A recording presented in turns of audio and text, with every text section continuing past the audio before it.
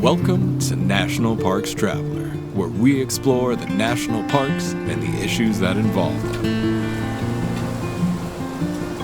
This is Kurt Repenchek, your host at National Parks Traveler. How dangerous are the gases that the Yellowstone volcano emits, and what can they tell scientists about the volcanic underpinnings of Yellowstone National Park? Why has Interior Secretary David Bernhardt brought a halt to efforts by the National Park Service and the U.S. Fish and Wildlife Service to help grizzly bears return to the North Cascades ecosystem? And should concessionaires face less regulation and have more income-generating opportunities in national parks? We touched on those and other stories involving national parks and protected areas last week on The Traveler. You can find them at nationalparkstraveler.org. In this week's show, nature can be an incredibly powerful and successful teacher. Of course, students need someone to actually deliver the lessons. That's where RELCs come into play in the National Park System. Residential Environmental Learning Centers. Organizations like NatureBridge, the Cuyahoga Valley Institute, the Yellowstone Institute, the Great Smoky Mountains Institute, and the North Cascades Institute. These nonprofit organizations use national parks as their classrooms. Earlier this month, Lynn Riddick talked with Philip Kilbridge, the president and CEO of NatureBridge, to better understand that operation.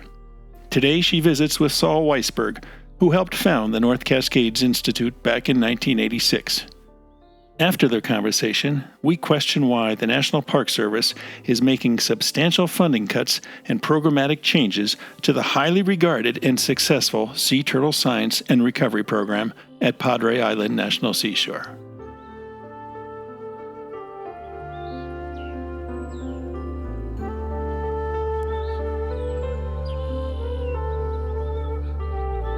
Conservation begins with education. The North Cascades Institute is one of 18 residential environmental learning centers in the U.S., offering students of all ages a comfortable space to explore the outdoors and study the natural world in the national parks. The goal is to ignite a lifelong commitment to environmental stewardship. I'm Lynn Riddick, and I had the opportunity to speak with Executive Director Saul Weisberg about the organization he helped to start. Hi, Saul. Welcome to The Traveler. Thanks. It's great to be here.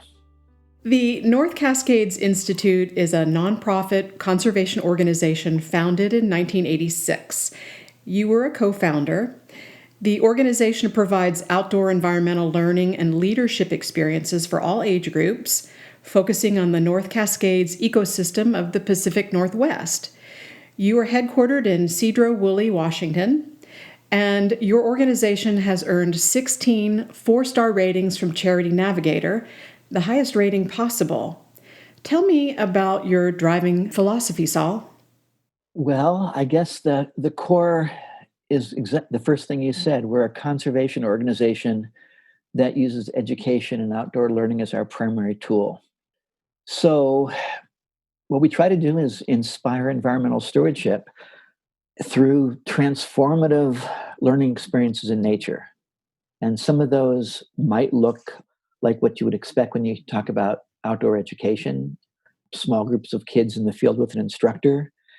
But some of them also involve outdoor recreation and other outdoor activities that promote a connection with the health and wellness that you get from being out in nature.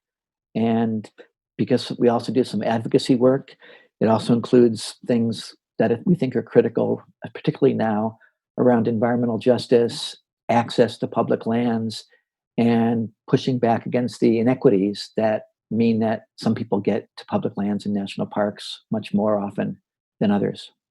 And we'll talk about that in a little bit for sure.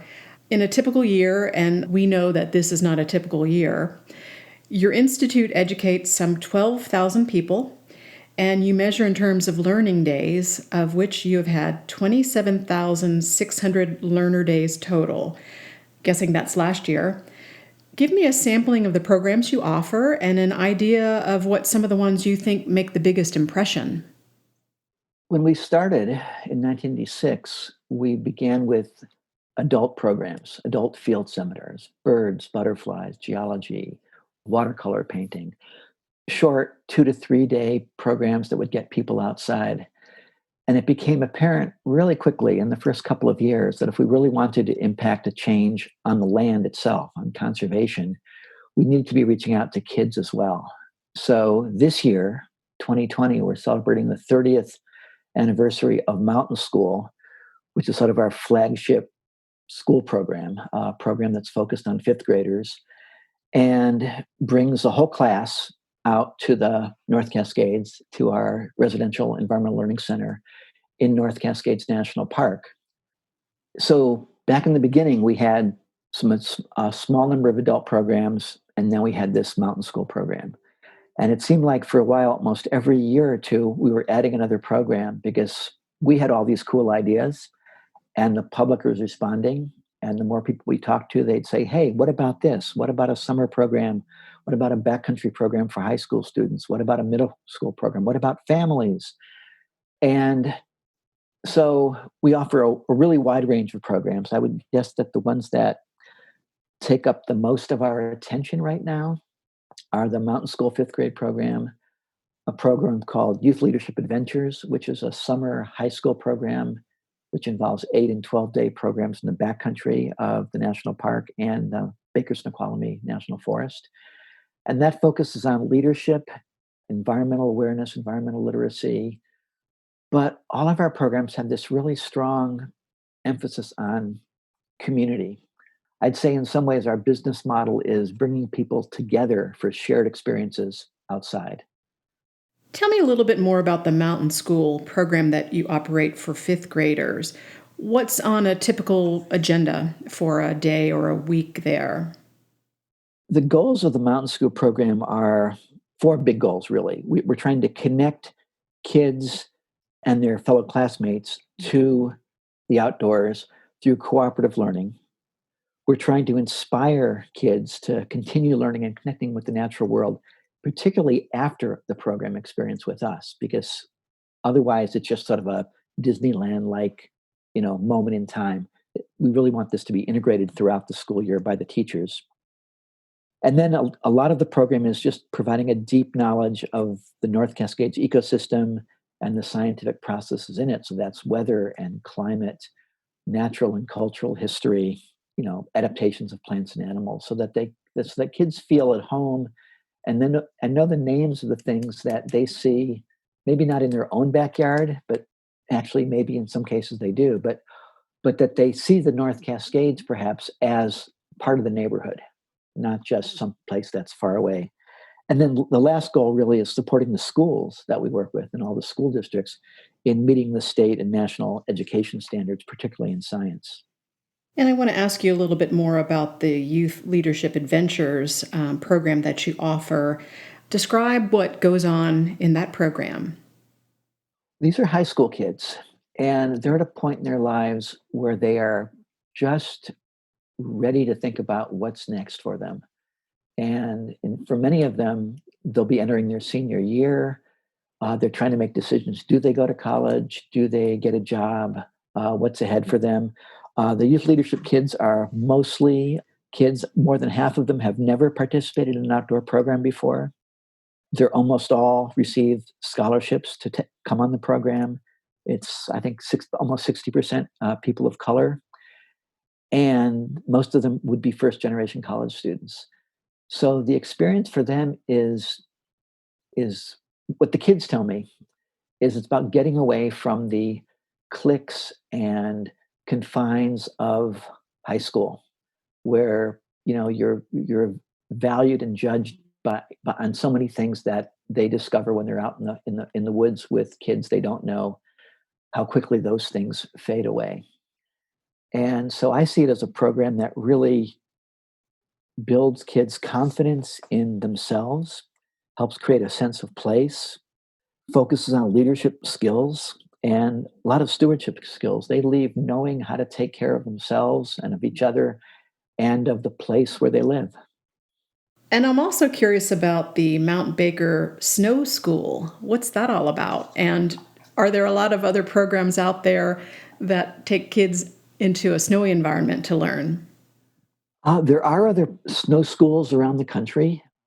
The one here was originally is a really deep partnership with the Mount Baker ski area and the U.S. Forest Service because it's on Forest Service land. We have this ski area in the national forest on up with wonderful views of Mount Shuksan and Mount Baker.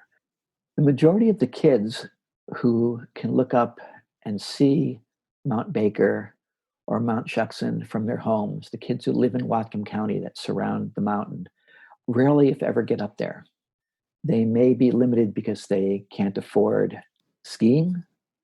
They may be limited because they can't afford the transportation or the fees to park at the Forest Service sites, at the trailheads or up on the mountain.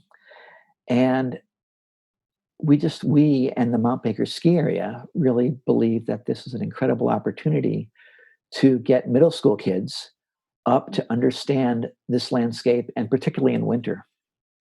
And so it's a program that looks at snow science, climate science, looks at the watershed that Mount Baker is a major part of, which is where all the kids get their water from, and for many of them, their power.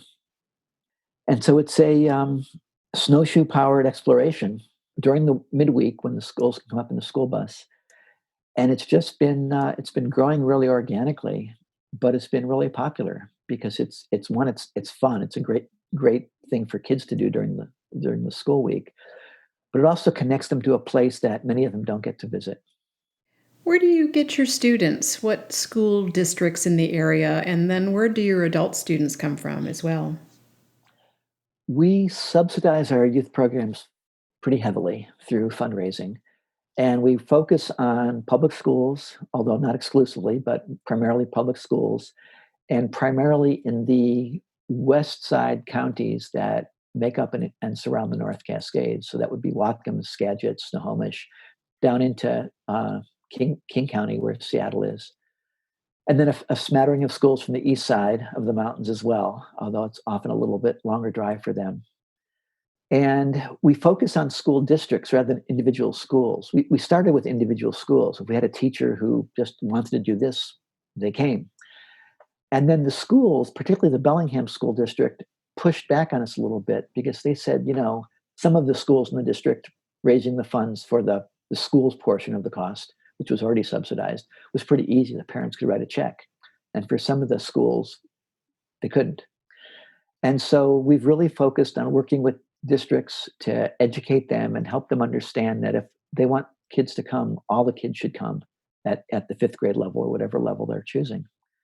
And so we now, I think, have 7 school districts locally where that's the case, where the school district itself is footing the bill for the kids who come. The school's portion of that, we still subsidize it, and our subsidies are based on the percentage of kids in the district on full and reduced lunch. So schools are fairly local. It's got to make it work for a bus to come. We don't have kids flying in from other parts of the country.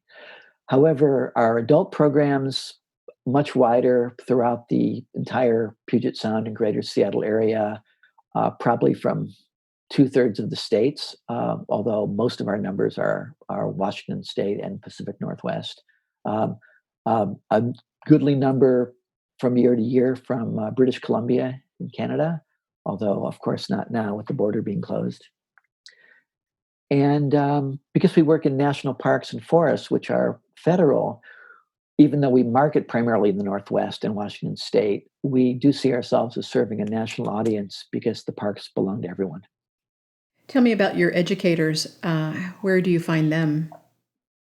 From all over. Some of them we've grown our homegrown because they went through our graduate program, and we've hired them after that. Many of them come from experience with groups like Student Conservation Association, working for the Park Service, working in other residential learning centers or nature centers all over the country. And they find us, and we are continually reaching out to try to increase the diversity and skills of our staff. Some things we've put in place recently is just really rethinking our hiring practices, trying to really acknowledge lived experience as well as higher education. We provide a pay bump for folks who are fluent in a second language. Many of our local students are from Hispanic Latinx families, and we need instructors who have lived experiences that the kids share. And let's hear a little bit about your board of directors. What are some of the organizations that they come from, and what type of expertise do they bring to the Institute? Our board's a really broad group of committed, mostly local folks with a really wide range of experiences and backgrounds. One thing that I think is pretty interesting is that a good number of them came to us first because they took a program with us, or they had a kid who took a program with us. And so they knew something about us and then reached out and said, hey, is there a way for me to get more involved? Our current board chair is a pediatrician who's done research all over, based in Seattle, but done research all over northern British Columbia on fetal alcohol syndrome. But he's one of those people who always just says, it's all about the questions. What are the questions that we need to be asking about what we do and the impacts we have? Our former board chair has worked a lot with 501 Commons, which is a regional group that focuses on supporting nonprofit organizations.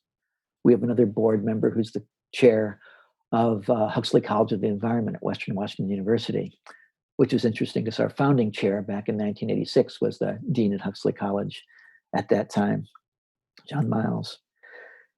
And then a wide range from we have a judge, we have a people in marketing and finance and academia, people who are retired, people who are still actively engaged in the workforce and make time for us. Let's talk about the current pandemic situation. It appears that all of your programs have been canceled through August, and your North Cascades Environmental Learning Center is closed. But you are offering mountain school at home, and I understand you have your youth leadership adventure staff working with older students in some manner. Tell me more about these programs, the modifications you're making, and how things are working out so far.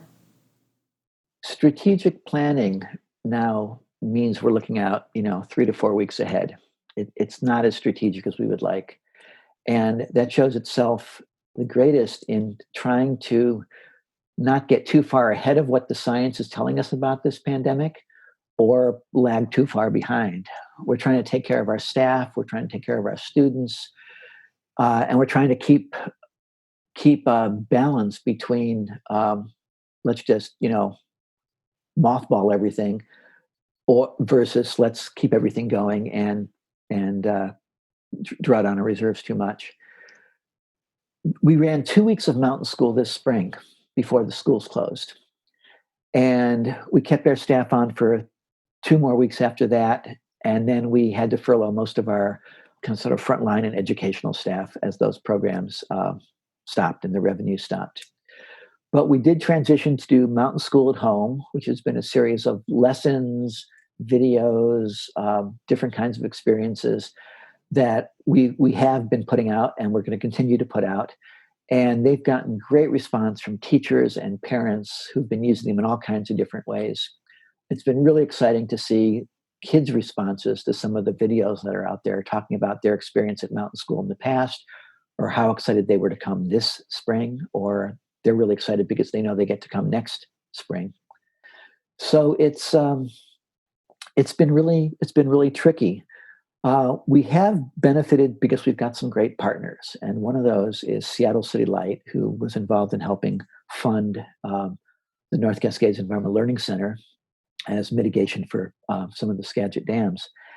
And they've been really helpful because they believe in us and they want us to survive. And so they've been working with us on some projects that we've been doing with them to do a number of things this summer. One is to open the Skagit Information Center in the little town of New Halem in the national park.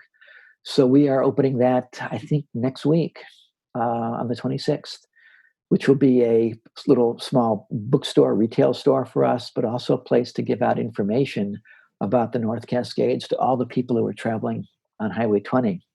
The park's visitor center will be closed, although the park has just opened up a place for visitors to drive up to in the parking lot there, where we're also going to have a little tent with them as well to provide information to visitors there. So Mountain School at Home is happening. The Youth Leadership Program has a version that's a kind of in local parks. We're going to do 4 sessions this summer, 2 in Skagit County, 2 in Whatcom County, with the same content area that we would use in our backcountry program, but obviously very different experiences. And these will be small groups of kids with an instructor in local parks and that are close to home, where people can get to on public or private transportation. And that's going to be completely free to the kids this year. And we're really excited about that. We do have to get into phase 3 of the Washington State opening process, which is probably at least a month away. So we'll be cutting that close. If we can't do that, or if we can't do it immediately, there's some virtual things and sort of information that the kids will get. But that's all, it's all in flux right now. The other thing that we're doing is we're developing our family programs, because we've heard, one of the groups that we've heard the loudest from when we had to cancel programs at the Learning Center was family groups that come. And those are really powerful groups because the family comes together and they come as a unit, but they immediately make friends. And when they leave, they've had this great 3 or 4 day experience with other families. And they often stay in touch, and they often come back to visit with their friends at the Learning Center in future years. So we're developing family kits and lessons that we can send to the families who signed up or would like to sign up. And there'll be a small fee for that, but it's going to be kits of materials that we mail them so they can go out and do this kind of play and learning together. And then we've got a series of other, just ways we want to share the North Cascades. So we've had our staff going out and just on their phones showing the changes at Diablo Lake in the springtime, talking about mushrooms or what's happening with migration, or just sitting, next to the creek and meditating, just to kind of let people know that we're still there, the nature is still there, and we're ready for when they come back. And the coming back, of course, is the part that we don't know yet. Now, your plan beginning in 2019 was to offer every 3rd grader in the Bellingham School District an exploration of the local forest ecosystem on Lake Whatcom, guided by your institute instructors. Tell me more about that, and do you think that program can be salvaged? Well, everything can be salvaged. The challenge is, we have 2 challenges with all of our programs, and Forest School is a good example. It's what we can offer, and then it's what the schools decide to do, and then it's the parents and families' comfort with what that combination of offerings are. And we can only control the first one.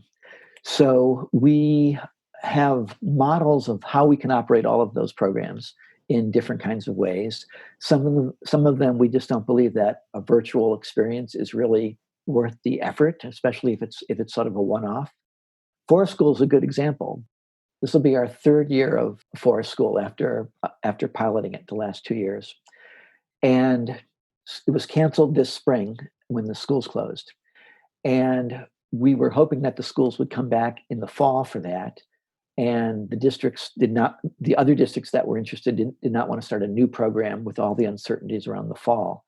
And Bellingham didn't want to pull that in because it was one more thing. There's no reason why Forest School at Lake Whatcom can't come back next year. The question is, do we bring everything back at the same time? How do we balance the confusion of what a startup looks like? Your revenue in 2018 included nearly $1.6 million in tuition and related revenue and $525,000 in donations, not counting in-kind contributions. How are these numbers comparing so far to 2020? Our trend in the last number of years has been about 50% of the Institute's income has been from earned revenue. So things that you mentioned, and as well as revenue in from our bookstores in the park and things like that. This year, earned revenue has taken a huge hit. I mentioned earlier that our business model really is taking people outside to have shared experiences in nature. Well, COVID drove a stake into the heart of that business model. Shared experiences are what the one thing we really can't have right now. So our earned revenue has taken a huge hit. When we looked at our cash flow projections in March and April, we saw that we would probably be losing about $1 million to $1.5 million this year in earned revenue.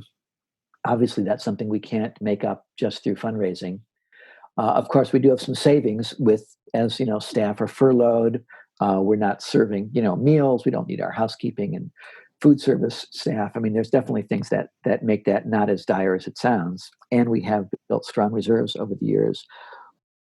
And we're really operating, I would say, I wouldn't say month-to-month basis. We're making decisions on a month-to-month basis. And we are close to needing to make a decision about what we're going to be doing this fall. It seems unlikely, very unlikely, that Mountain School will be able to operate this fall, even though we've officially only canceled programs to the end of August. But we are trying to focus and shift that to to work with the school districts to see if there's a way to bring Mountain School not virtually to the schools, but in person, to have staff go to schools and to local parks to work on that. But we are, like every other organization that brings people together, are trying to figure out how to reopen safely and when makes best sense to do that. How about donations? Are you seeing any decline or increase with that? Our spring campaign was up this year. We saw more new donors than we'd ever had before, and we met our goals. And what I'm seeing right now is that people who can give more are giving more, and that it's going to be really interesting to see how that works throughout the rest of the year, because I think the recession, the unemployment, all of those things, the stock market, all of that, and it being an election year, are all going to really impact fundraising in ways that are probably not positive for us. But we really don't know. We have really loyal, dedicated donors, but I expect to see people making smaller contributions in the past, depending on their own financial circumstances. Now, I understand that your organization received a loan through the Payroll Protection Program. Can you say how much that loan was for and how far it's taking the organization so far? Yes, we furloughed a bunch of our educational staff, frontline educators, in April. And then the PPP loan, which was around, I think, $350,000, allowed us to bring all of them back, or almost all of them back, for May and June. And so since April, we've all been working reduced hours, where nobody's at the Institute's working more than 80% time, and we're down at 50%. But the PPP money made the plank that we were walking 2 months longer. So we've made decisions about July. We've been with that PPP money. We've been doing a number of things that you've already mentioned, the Mountain School at Home and creating these family kits and other things. We've also used those funds and some other funds to do a lot of maintenance work that we would normally try to do in the off season at the Learning Center. So we've had our maintenance staff and some of our food service and housekeeping staff and others working on repainting some buildings inside and out. We just finished the dining hall. We're working on some of the other buildings now. So that's been a really great way. And we've put that money to good use. We've brought back all of the full-time equivalents that we had furloughed, so that loan will be forgiven, we assume. So that's been great. And now we are in a position where we are more actively tapping into the Institute's reserves, which we've built up over the last 34 years. And that's what they're there for. They've helped us out in the past during government shutdowns and avalanche closures at the Learning Center, and when we had to evacuate due to wildfires. But it was really designed for, short-term 1 or 2 week closures, not for many months. So we still have to really make a decision about staffing as we look into the fall and what we will be able to do. And that'll all depend on what we will be hearing from the schools and our participants, and also what we're going to be hearing, what we believe is sort of the the right thing to do, because even if things open up, if we don't feel like we can do it, even if things open up, we still have to believe we can manage the risk for our staff and participants in order to move forward. I need to take a short break, but we will be back with more with Saul Weisberg, Executive Director and co-founder of the North Cascades Institute in Washington State.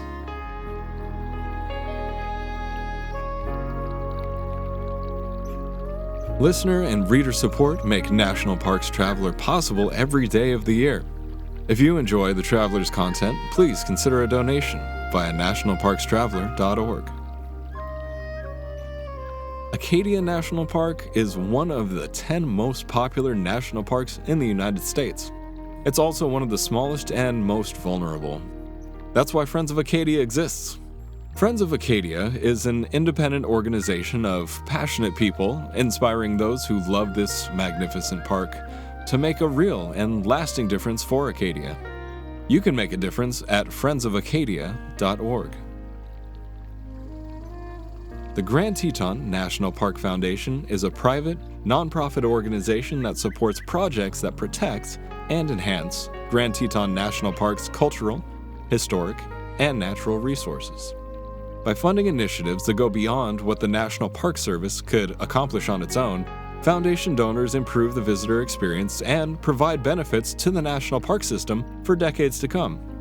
See their successes at gtnpf.org. The Blue Ridge Parkway Foundation is the primary nonprofit fundraising partner for the Blue Ridge Parkway. It is made up of people who have a deep love for this majestic road and want to ensure that its natural beauty and the experiences that it offers endure for generations to come. You can show your appreciation at brpfoundation.org.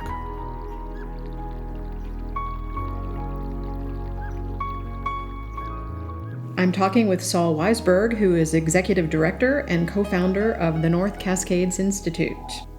Let's tackle some other pressing topics: diversity, racial equality, inclusion, and access. Your institute makes a point of recognizing and teaching about the ancestral homelands of tribes, bands, and First Nations because your programs take place on these locations. Tell me about the ripple effect of embracing Indigenous cultures among your students. Thank you for asking that question. It's something that we've been grappling with for a long time, trying to own our own responsibility and the role we play in that. We begin every institute program, every board meeting, every staff meeting with an acknowledgement of the people who lived here and still live here on these lands before us. That's not enough. It has to be part of a authentic relationship. And it has to include not just, it has to include everything. It ties into everything. One thing that we're doing, we started a year ago and we're completing this year, that's grant funded, is a major revision of our mountain school curriculum. And we are incorporating into that a number of things, including next generation science standards and more social, emotional, and multicultural learning. But we are also incorporating into that Washington State's K-12 tribal curriculum, which is called Since Time Immemorial. And we're trying to tailor that curriculum specifically to the Learning Center and the land we occupy now there. And we just completed it for one of the videos we're doing with our partners, City Light. We just completed an interview with the general manager of the Upper Skagit tribe, talking about their tenure on this land. And just we're trying to do our best. And we're also trying to learn what that means and looks like. You touched on this a little bit previously, but I want to ask you a little bit more about how your institute has worked over the years to make programs more accessible to kids and families with systemic obstacles they face in their communities and schools. You mentioned scholarships, you mentioned subsidized programs. What are you looking at going forward? Are you trying to increase some of these numbers? Our youth programs, I think, are very diverse, probably approaching or the percentages that we have in the state, if that's a metric that we would measure against. I'm not sure that's the best one, but I think we need to have some metrics and some goals there that really hold us accountable. Our family programs and the Skagit tours we do with City Light are also quite diverse. Our individual adult programs, seminars, much less so. I think there are so many levels to that question. A lot of people don't even know North Cascades National Park exists, especially in comparison to Mount Rainier and Olympic National Parks here in Washington. North Cascades is one of the least visited national parks, and there have been a number of stories about that recently. And I would say that people of color visit North Cascades much less than they visit other national parks here in Washington. How do we address that? I think we have to ask the communities what they want and need. I don't think we can go in and say, we've got this great gift, we've got it all figured out. I think funding helps with that. I think transportation helps with that. I think reaching into the community and trying to understand the barriers before we act is really important. When we first started mountain school 30 years ago, we realized that a lot of the Latinx girls were not attending. And so we went into the community and we realized that families were not comfortable with their kids, but particularly their girls, going on sleepovers away in tents in the national park. So there was a period of just really working with the schools, with the families, translating materials into Spanish. And now that I don't believe that's an issue. I mean, everyone comes. But we had to figure out why. We just couldn't. I mean, luckily somebody pointed out to us that there was this disparity. So we have to ask questions, and we have to be ready to hear some hard answers. And that's at every level. It's in terms of who's coming. It's about what stops access to public lands. We know that race plays a big part in that. And we're not alone in trying to understand that. And there's a lot we have to learn. Saul, you are an ecologist, an author, a former park ranger, among other things. When you founded the Institute, what were you hoping to achieve? And again, discounting the setback that we're experiencing right now, have your expectations been met overall? Honestly, I didn't have any expectations. This was something that some friends and I had dreamed of, thought it'd be really fun, had worked in other, at nature centers and outdoor ed camps in different parts of the country. I remember writing a note. Actually, my mother reminded me that I wrote a note to her back then in 1986 that said, "Oh, this might be a good gig for a couple of summers." And obviously it's been much more than that. In the early days, I remember talking around a campfire with folks and saying, our mission is to save the world. That wasn't our official mission, but it sounded like a good thing to talk about. And one of the participants in a program in those early days once said, how about we just try to change a little part of it, the North Cascades, for the better? And that's probably a little more realistic. And our mission now is to inspire environmental stewardship through transformative learning experiences in nature. There are a lot of ways to do that. Perhaps having a residential learning center is an incredible way because it allows people it's a window for some people. It's a comfortable, safe window for people who are not ready to go backpacking or can't do this on their own, or for so many reasons. That's a really important tool. But it's just a tool. It's not the end of the line.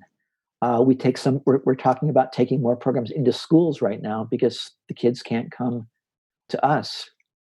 I think all of these things, I think the mission of inspiring environmental stewardship is critical. Protecting and preserving nature is critical. And we're going to see those things coming together in new ways as we look forward. Saul, I want to thank you very much for taking your time to speak with me today. I wish you and the North Cascades Institute the best of luck going forward from here. Well, thanks. It's you ask good questions, and it's great to be challenged, and it's helpful to know we have allies out there all over. Thank you. Washington State is graced with 3 spectacular national parks, each different and special in their own unique ways. As the official nonprofit partner and the only philanthropic organization dedicated exclusively to supporting these parks through charitable contributions, Washington's National Park Fund has a mission to deepen the public's love for, understanding of, and experiences in Mount Rainier, North Cascades, and Olympic National Parks. Share your passion for these parks at WNPF.org. The North Cascades Institute has a large portfolio. It's an environmental learning center, a training center, a conference center, and a leadership center, all set in the splendor of the North Cascades National Park Complex. Learn more at ncascades.org.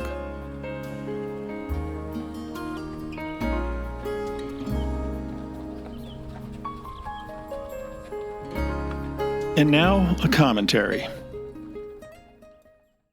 A concerning story arose this past week from Padre Island National Seashore on the Gulf Coast of Texas. For decades, biologists at the National Seashore have run a sea turtle science and recovery program. In short, this widely acclaimed and popular program has helped build the populations of the endangered Kemp's Ridley sea turtle by taking eggs from turtle nests, incubating them, and then releasing the hatchlings into the Gulf of Mexico. Today, more Kemp's Ridley sea turtles nest at Padre Island National Seashore than any other location in the United States, according to the National Park Service. And yet, despite the successes of this program, Park Service officials now want to reduce funding to the program and make programmatic changes that public employees for environmental responsibility equates with conservation malpractice. A 51-page review of the recovery program produced by the Park Service says the program has become too costly and shouldn't be working to boost populations of green and loggerhead sea turtles, 2 other endangered species that lay their eggs in nests on and near the National Seashore. And the report says the program also shouldn't run the incubation center. At the Center for Biological Diversity, Executive Director Kiernan Suckland told the Traveler that there would be no Kemp's Ridley sea turtles in the United States were it not for the Park Service's incredibly successful, incredibly popular reintroduction program. Dr. Donna Shaver, one of the world's foremost turtle experts who runs the recovery program at Padre Island, unfortunately can't discuss the 51-page report. The Park Service has gagged her. A Park Service official in Denver, at the Intermountain region of the Park Service that oversees Padre Island, says the agency's only plan forward is to strengthen the program. Exactly how the program can be strengthened by cutting its funding by nearly a third, abandoning the successful incubation program, and stopping it from also working to save green and loggerhead sea turtles remains to be seen. One of the criticisms made in the report is that the Turtle Recovery Program's $2.2 million budget represents nearly a quarter of the National Seashore's entire annual budget, to the detriment of other programs at the seashore. Using that point to justify slashing a program that not only is extremely popular with park visitors, but also is vital to the future of the Kemp's Ridley turtle is misguided. If the Park Service is concerned about other programs at the seashore, it should boost their funding, not cut that of a program as successful and important and valuable as the Sea Turtle Science and Recovery Program.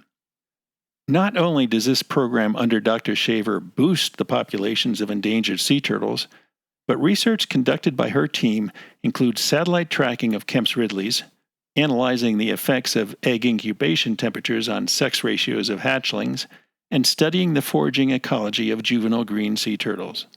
The research, as the Park Service notes, is part of global efforts to conserve sea turtles. What motivated the National Park Service to focus on the Sea Turtle Science and Recovery Program in an effort to reduce costs remains to be seen. But there are other glaring questions that have been unanswered so far. Why are wildlife biologists inside and outside of Padre Island being gagged from discussing this report? Why wasn't Dr. Shaver allowed to review the report? If funding really was the issue, past superintendents at Padre Island National Seashore could have addressed any perceived inequities, yet they didn't. Not to be overlooked either is that no other park does this kind of turtle farming while also contributing to science and conservation biology. While there might need to be some adjustments to be made, let's hope this report doesn't force Dr. Shaver out and see the Sea Turtle Science and Recovery Program hollowed out. For The Traveler, this is Kurt Repenchek.